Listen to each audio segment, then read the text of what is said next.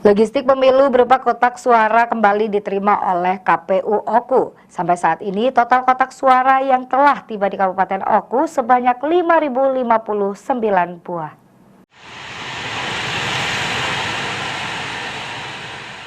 KPU Oku menerima logistik pemilu berupa kotak suara sebanyak 1.995 buah pada Kamis kemarin. Kali ini KPU kembali menerima kotak suara sebanyak 3.900 buah. Total KPU Oku telah menerima kotak suara sebanyak 5.095 buah. Dari 6.151 kotak suara yang dibutuhkan Kabupaten Oku, masih kurang sebanyak 1.056 buah kotak suara. Komisioner KPU Oku, Jaka Irhamka, mengungkapkan saat ini baru kotak suara yang telah tiba di gudang logistik KPU Oku, sedangkan yang lainnya akan segera menyusul.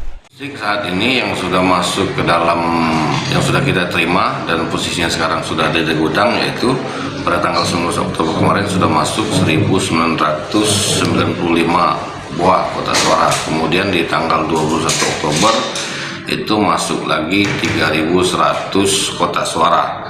Jadi total yang sudah masuk yaitu 5.095 kotak suara.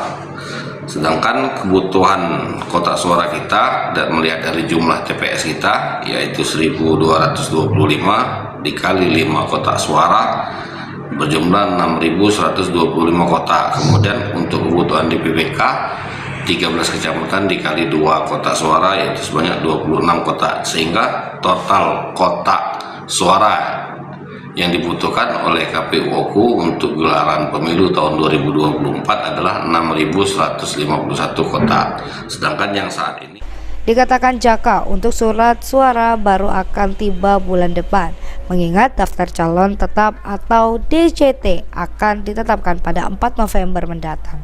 Ari Pranika, PAL TV.